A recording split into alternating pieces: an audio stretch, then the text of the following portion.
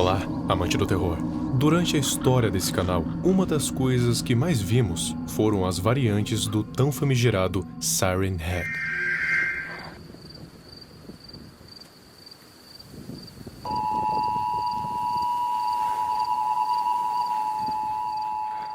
Siren Head. Tenho certeza que esse é um nome que você não vê há muito tempo. Até porque eu mesmo achei que já tinha falado de tudo envolvendo esse monstro. Mas eu estava enganado, porque Léo Vincible já havia ilustrado mais uma possível variante há muito tempo. O nome dessa variante combina com a sua aparência, Radionaut, ou Radiohead.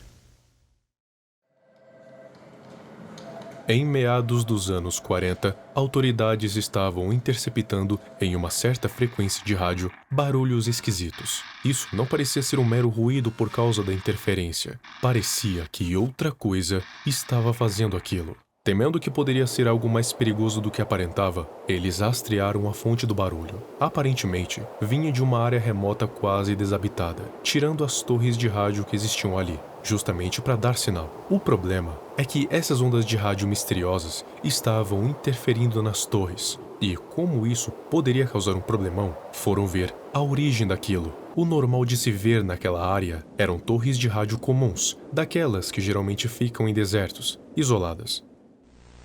Só que agora não tinha apenas as torres como de costume. Agora tinham estranhas estruturas. Essas estruturas não pareciam torres, mas ainda assim tinham antenas de rádio. Pareciam corpos humanoides mumificados, estáticos ao lado da torre. E para piorar, produziam um som esquisito. Parecia um tipo de música antiga, junto de algumas estáticas com um som bem estranho.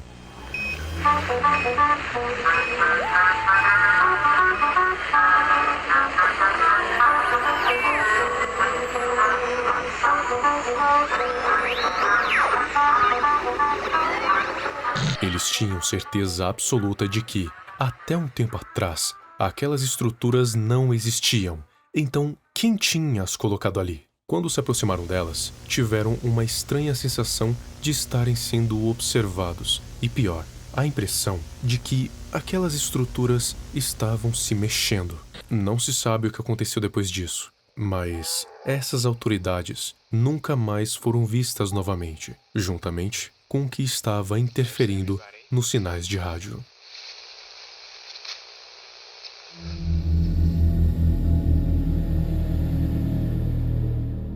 Essas estruturas, na verdade, são criaturas, apelidadas pelas autoridades como Radionauts, os monstros com cabeças de rádio.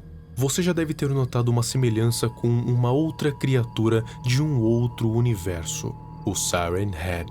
E de fato, ambos têm estruturas corporais bastante lineares, apesar dos Radionauts serem bem mais altos que o Siren Head, tendo cerca de 12 a 18 metros. Não é tão alto quanto uma torre de rádio, porém é alto o bastante para ser confundido com uma torre menor com um formato estranho. Mas, como deve ter dado para perceber, tem uma diferença bem clara entre Siren Head e Radionaut: a cabeça.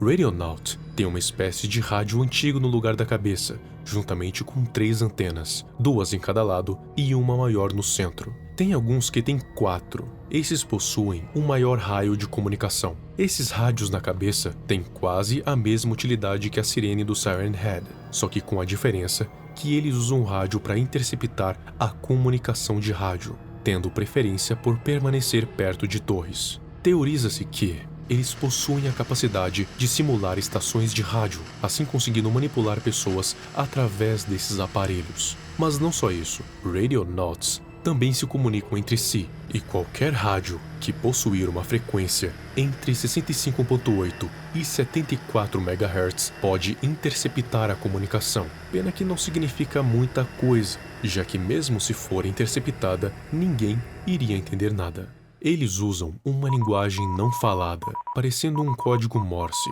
só que é um tipo diferente de Morse, desconhecido, que até então não pode ser traduzido de jeito nenhum.